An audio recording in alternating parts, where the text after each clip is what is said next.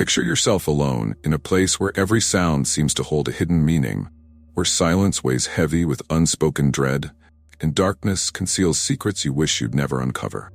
Here, we go beyond ordinary stories, delving into what truly terrifies us, those things that stir our deepest fears. If you're someone drawn to the unknown, curious to explore what lies beyond the reality we see, then you're in the right place. Connect with us and brace yourself for an experience that will challenge your senses and test your courage. The night shift always brought a different feeling to the hospital. At exactly 11 p.m., the emergency room lights flickered as if the building itself was bracing for what was about to unfold. The clock read 11:01 p.m. as Dr. Marcos, the resident doctor, prepared for another long night. He was accustomed to the silence that enveloped the place at this hour, but tonight something was different. It was a full moon Friday, October 13th, and he hadn't even realized it. The usually empty corridors seemed darker than usual. The sound of Marcos's footsteps echoed in a way they never had before. He felt like he was being watched, but when he turned around, there was no one there. Just him, flickering fluorescent lights, and a sudden chill that permeated the air.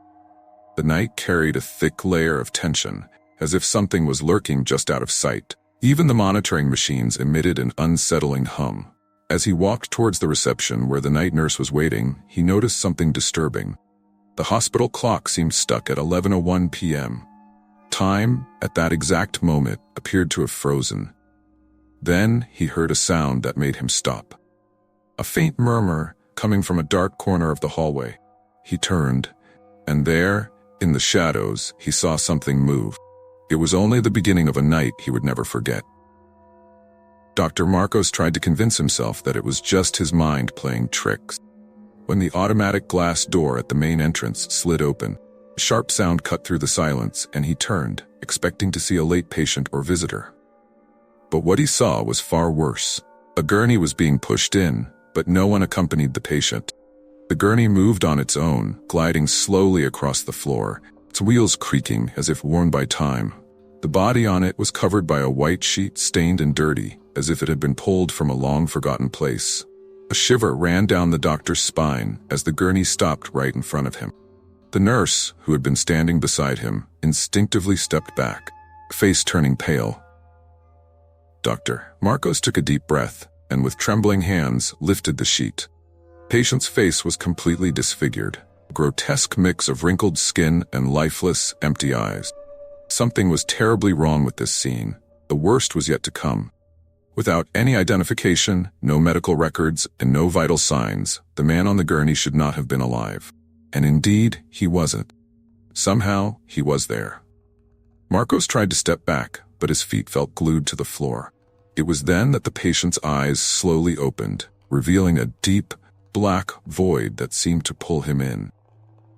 A gurgling sound escaped the man's throat, as if he was trying to speak, but the words were trapped somewhere between the world of the living and the dead. Whatever that thing on the gurney was, it wasn't flesh and blood. It was something he never should have seen, and the clock, still stuck at 11:01 p.m., remained frozen, as if time had lost its power in that place. As Dr. Marcos tried to process what he had just witnessed, the silence was broken by a sound he couldn't ignore. It was a whisper, almost imperceptible, but charged with a strange intensity. It came from the hallway to his right, the one that always felt colder, darker, even during the day. Without realizing it, he began to walk towards the sound, as if something was pulling him. The nurse, visibly terrified, called out to him, but her voice sounded muffled, distant. The whisper transformed into a cacophony of low voices, all speaking at once, in a language he couldn't identify. That sounded ancient, as if from a time long forgotten. The corridor stretched endlessly before him, the lights flickering as if they were about to go out. And then he saw them. On the walls, shadows danced, forming silhouettes of figures writhing in agony. The whispers came from those shadows, souls trapped in eternal torment, calling out for help, for release. Each step he took seemed to drag him deeper into an endless nightmare. Suddenly, one of the side doors slammed open, revealing a dark room. The whisper now came from within, louder, more urgent. An invisible force pushed him inside, and the door slammed shut behind him. trapping him in the darkness. In the center of the room, something began to move. An old, rusted wheelchair slowly started to spin on its own. The voices grew louder, now screaming in desperation. When the chair stopped spinning, it pointed directly at a dark corner of the room. Dr. Marcos couldn't see anything, but he felt a presence. The only light in the room flickered, revealing for a second a figure crouched in the corner, facing away from him. The whisper ceased, and a deadly silence filled the room. Then the figure began to rise slowly, its joints cracking like broken bones, and turned to face him. Marcos felt his heart stop for a moment. That thing wasn't human. The pale skin and lifeless eyes of the figure stared at him with an otherworldly hunger. And without making a sound, it began to advance towards him. Dr. Marcos tried to scream, but no sound came out. He was paralyzed, watching helplessly as the figure approached. The shadow seemed to stretch, distorting as if the very space around it was being corrupted. When it was just a few steps away, the figure abruptly stopped. Its head tilted unnaturally, and with a quick motion, pointed to a door at the back of the room. A door Marcos had never seen before. As if something was controlling him, his feet began to move towards that door, each step heavy, as if he was walking to his own end. The figure didn't follow him, but its empty eyes remained fixed on him, piercing his soul. When he finally reached the door, his trembling hands grasped the handle. The metal was cold to the touch, and a shiver ran down his spine. With tremendous effort, he turned the handle and pushed the door open, which creaked as if it hadn't been opened in centuries. What he found on the other side was a different corridor, not the familiar one of the hospital, but something much more sinister. The walls were covered in mold, and the air was thick, heavy with a putrid smell that seemed to come from something long decayed. At the end of this corridor there was a single room with a sign hanging precariously. Forbidden Ward.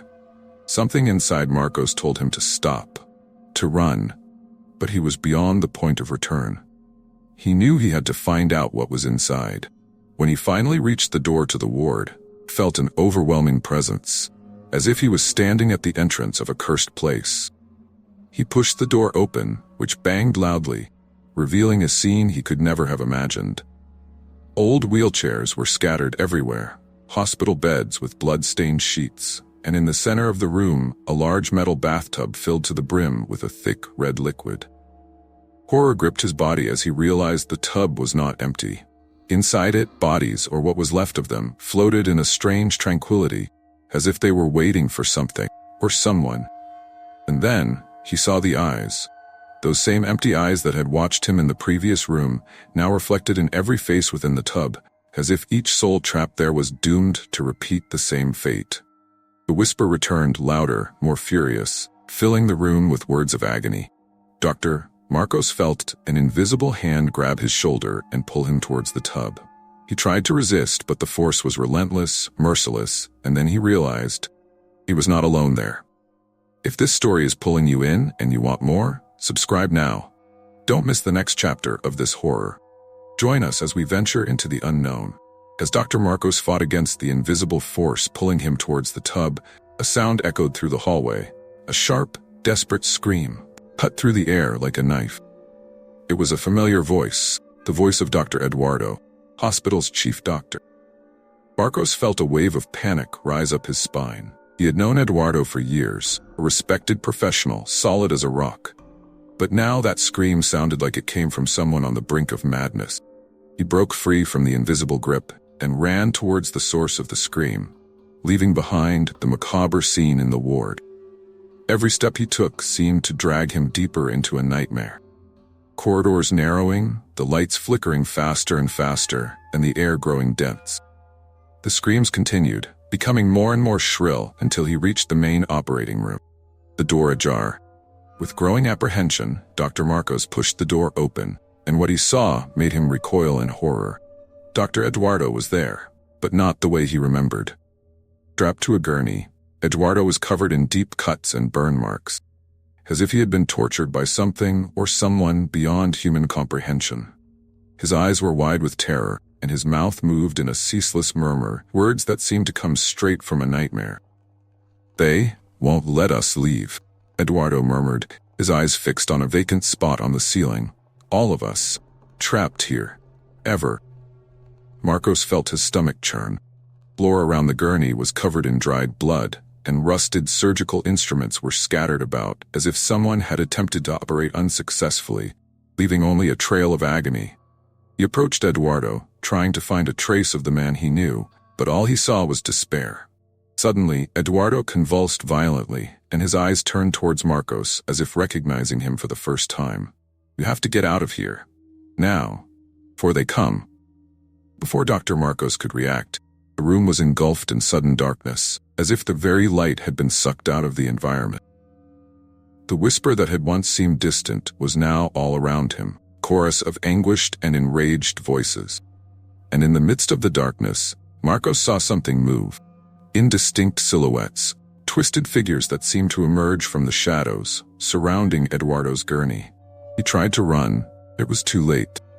Shadows advanced, and Eduardo's scream echoed once more, cutting through the silence like a blade, or abruptly fading away, leaving Marcos alone, his heart pounding in his chest, and the certainty that he was next. Panic took hold of Dr. Marcos as he stumbled out of the operating room, Eduardo's scream still reverberating in his mind.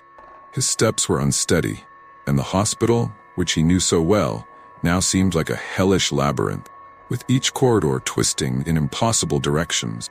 The lights flickered frantically, and the persistent whispering was now accompanied by a new presence, something he could feel but couldn't see. He didn't know where he was going, only that he needed to get out. But every door he tried to open was locked, as if the hospital itself was alive, determined to keep him trapped. As he ran, glimpses of sickly figures appeared at the edges of his vision. Patients who shouldn't have been there, doctors he knew were dead, all watching him with cold, empty eyes. And then, he reached the heart of the hospital, the grand atrium where all the wards connected. But what he found was far beyond anything his mind could comprehend. There, standing in the middle of the atrium, were the people he believed were lost forever. Patients who had mysteriously disappeared, colleagues who were never seen again, all lined up in deadly silence, their bodies distorted and their faces pale as death. They stared at him, but their eyes held no life, only an endless void. It was then that he realized these people were not there to ask for help. They were there to deliver a message, one he feared to understand. The shadows began to gather around them, twisting and merging into a single mass, a living abyss that seemed to pulse with hatred and pain.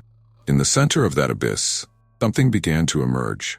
Tall, skeletal figure dressed in the tattered remains of an old nurse's uniform, its face obscured by a blood-stained veil. The creature's hands stretched out like claws, and its presence brought with it an unbearable cold, as if all hope had been ripped from the air. The figure began to speak, but not with words. It invaded Dr. Marcos's mind. "You are one of them now. You will never leave this place." The voice echoed in his head, repeating over and over, as the figure slowly advanced, its hands reaching towards him. Marcos tried to back away, but his body was frozen in place. He felt as if 1,000 needles were piercing his skin, darkness closing in around him. And then, the truth hit him with full force. Everyone who had disappeared, everyone who was there, fallen into the same trap. The hospital was a gateway to something much darker, something that fed on the life and sanity of those who dared enter. And now, he was part of it too. Dr. Marcos felt the darkness tightening around him as the skeletal figure approached. Each step the creature took seemed to drain the life from the room, making the air thick and impossible to breathe. He struggled to hold on to his sanity, but the voices in his head, whispering words of despair and torment, were about to tear his mind apart. And then, in the midst of this absolute chaos, something changed. A flash of memory crossed his mind. The image of an old hospital file, a legend whispered by the older staff. There was a ward, built decades ago and quickly sealed off, where a terrible medical experiment had gone wrong. Patients had been treated like lab rats, and when the experiment failed, the ward was locked and forgotten, its secrets buried in the depths of the hospital. It was said that those who died there never left. And now he knew. He had returned to that ward. The hospital had shifted around him, transforming into a deadly trap, and he was just the latest addition to this collection of lost souls. Truth that had been hidden for so long was now before him, not as a simple story, but as a terrifying reality. He realized that the patients and staff he had seen, shadows that pursued him, were not just vengeful spirits. They were the victims of that experiment. The hospital itself, or what remained of it, was the conductor of the curse, wrapping every life that touched its walls. The whisper, which had once seemed like incomprehensible chaos, now began to make sense, forming a single phrase repeated endlessly. The truth must be revealed. The skeletal figure stopped in front of him, extending a bony hand. Dr. Marcos, with no other choice, reached out his trembling hand, touched the one that awaited him. The moment their fingers met, a flood of images and sounds overwhelmed him. He saw the scenes of the experiment, felt the pain and terror of those who were subjected to it, heard their screams, felt their death. And then, something even worse. The dark presence that had orchestrated it all, a malevolent force that had corrupted the hospital, turning it into a purgatory. The truth, he now understood, wasn't just about what had happened there, but about the fate of everyone who entered. The hospital didn't let anyone leave after discovering its secret.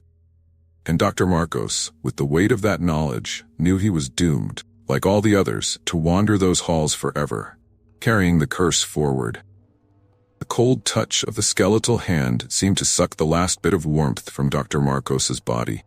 As the disturbing images of the hospital's past continued to bombard his mind, he realized there was no escape. The truth was before him, clear and terrifying. He had become part of something much bigger, a story that should never have been told. Suddenly, he was thrown back into the hospital atrium. Twisted shadows and figures that had surrounded him now retreated, as if they had fulfilled their purpose. The skeletal figure, the harbinger of that macabre revelation, dissolved into the darkness, but its presence lingered, an indelible mark on Marcos's soul. He looked around and saw the hospital transforming once again.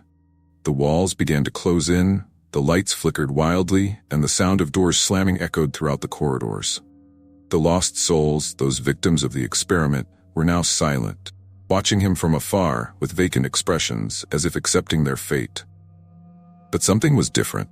A low, growing murmur came from every corner. A new presence, or perhaps the original one, was awakening. Marcos felt the ground tremble beneath his feet. From the center of the atrium, a crack began to form, a black void that seemed to consume all light and hope around it.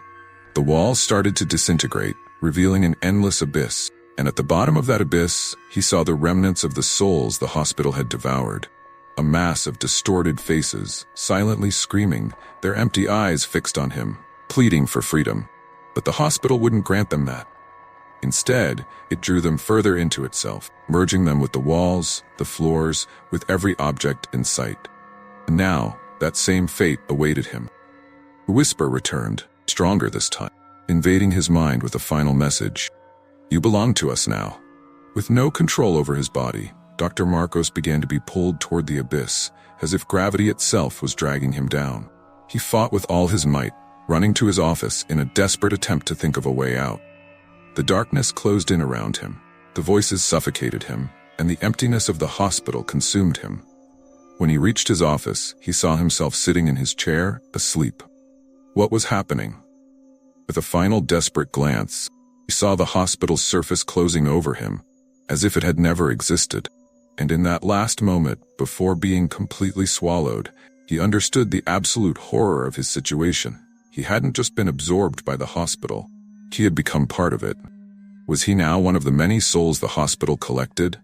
A silent guardian of its secrets, condemned to repeat that endless night? And as the hospital returned to its usual silence, awaiting its next victim, clock finally moved. 11:02 p.m. Dr. Marcos woke from a brief nap, and when he opened his eyes, he found himself sitting in his chair, unharmed. Had it all been just a nightmare? Then the night nurse burst into his office, breathless, revealing that Dr. Eduardo, the hospital's chief, was having a cardiac arrest and needed immediate attention.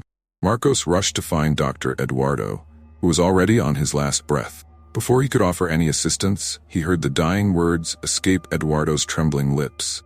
Now they're taking me, and I can finally rest in peace. These were the last words of the chief doctor, who had been involved in all the experiments conducted in that place years ago. For a moment, the right thing to do was to attempt resuscitation, try to reverse the chief's condition, but still confused by everything he saw in his dream and what he had just heard from Dr. Eduardo's own mouth. Dr. Marcos didn't try to save him, going against all medical conduct. Deep down, he knew it was the right thing to do after everything he had seen.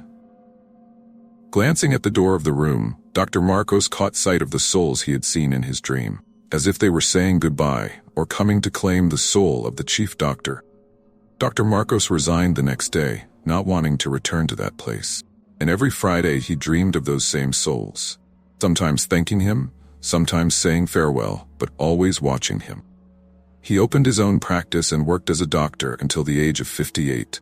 Passed away years later, leaving behind his account written in an old diary he had kept all those years. The last line of the diary read, "I faced the horror of death, and in overcoming it, I discovered the essence of life." If you enjoyed this story and felt a chill down your spine as you followed every terrifying moment, then you're in the right place. Here, we dive deep into real nightmares, exploring the darkest mysteries and the most disturbing stories you've ever heard. Subscribe to the channel and turn on notifications so you don't miss any of our macabre tales. Join us and get ready to uncover the secrets many prefer to forget. But remember, not all stories have a happy ending, and some never end.